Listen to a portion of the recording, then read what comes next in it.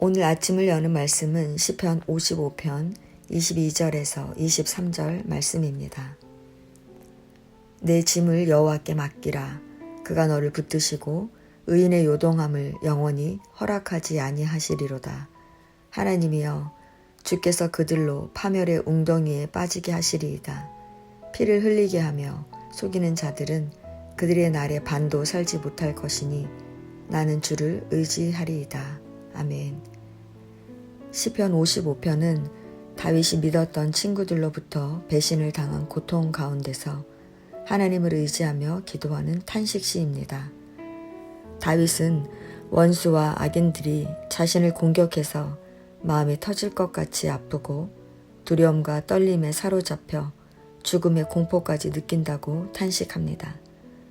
다윗은 이런 상황 가운데 차라리 새가 되어 광야로 날아가 거기에서 안식하기를 소망합니다. 그는 비둘기같이 날개가 있다면 피난처로 가서 폭풍과 광풍 같은 원수와 악인들의 공격을 피할 수 있을 텐데 그렇게 할 수 없음을 탄식합니다. 또한 다윗은 악인들의 공격하는 상황, 즉 평화와 번영과 안정이 보장되었던 예루살렘에 정의가 무너져 내린 것을 탄식합니다. 원래 사람들이 도시를 형성하고 성을 쌓는 이유는 함께 힘을 모아 적의 공격을 효과적으로 막아내기 위해서입니다. 그런데 성 안에 강포와 분쟁이 있습니다. 그러니 성벽은 그 안에 사람들을 보호하는 것이 아니라 죄악과 재난을 보호하고 있는 셈입니다. 그 성읍에 모여든 사람들은 당연히 서로 힘을 모아 적을 방어해야 할 텐데 오히려 그 안에는 악독과 압박과 속임수가 가득합니다.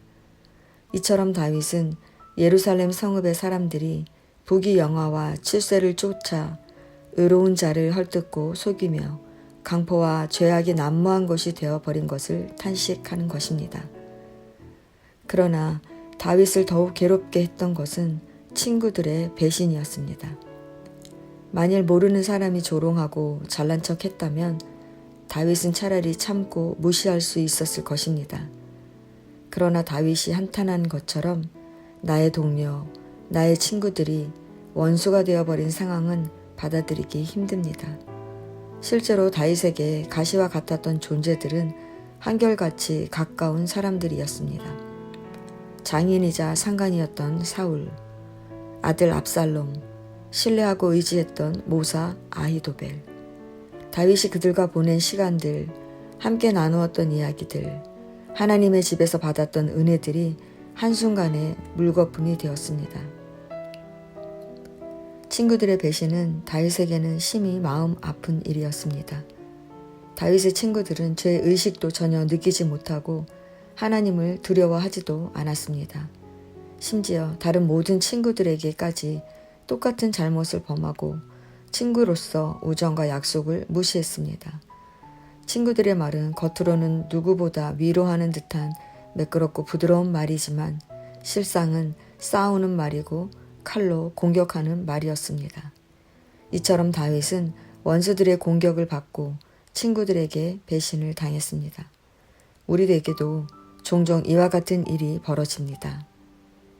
우리가 전혀 모르는 사람들에게 배신을 당하는 것이 아니라 믿었던 사람, 의지했던 사람, 가장 가까운 사람들에게 배신을 당하는 것은 감당할 수 없는 아픔을 느끼게 됩니다.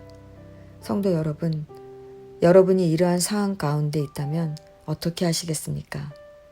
낭망하여 삶을 포기하지 않겠습니까? 그러나 다윗은 이러한 상황 가운데서 하나님께 부르짖었습니다. 다윗은 원수들의 공격 앞에서 사람을 의지할 수 없음을 깨닫고 하나님께 나아가는 지혜로운 선택을 했습니다. 다윗이 이렇게 하나님께 기도하는 것은 하나님께서 기도를 들으시고 응답하실 것을 확신하기 때문입니다. 다윗은 저녁과 아침과 정오에 기도한다고 합니다. 이는 저녁부터 하루가 시작되는 유대인들의 하루 개념을 잘 반영하는 것으로 기도를 최우선 순위에 놓고 있다는 것입니다. 또한 시간을 정해놓고 기도했다는 것입니다. 즉 다윗은 자신을 대적하고 배반하는 사람들이 일어나는 급박한 상황 속에서도 먼저 하나님께 나아가 늘 하던 대로 기도했다는 것입니다. 이렇게 기도하는 다윗은 기도를 내 짐을 여호와께 맡기라는 말로 표현합니다. 맡기라는 어원적 의미는 던지다라는 뜻입니다. 즉, 문제를 내가 잡고 있지 않겠다는 것입니다. 기도한다는 것은 하나님을 전적으로 의지하겠다는 것입니다. 이렇게 다윗이 하나님을 온전히 의지할 때 하나님께서 그의 삶을 지탱시켜 주시고 견디도록 힘을 주신다는 것입니다. 그러므로 우리는 다윗의 말처럼 어떠한 것이든 우리의 짐을 하나님께 맡겨야 합니다.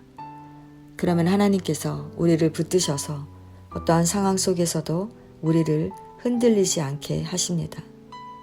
이제 우리는 다윗처럼 모든 짐, 나아가 우리의 인생까지도 하나님께 맡겨야 합니다.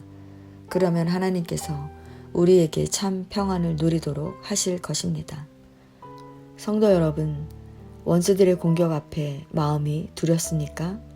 본문은 하나님이여 내 기도에 귀를 기울이시고 내가 간구할 때에 숨지 마소서라고 시작합니다. 이는 다윗은 원수들의 공격으로 죽을 만큼 힘들어지자 하나님이 숨어 계신 것처럼 느꼈다는 것입니다. 우리도 마찬가지로 계속되는 고난에 직면하면 이렇게 믿음이 흔들리기 마련입니다.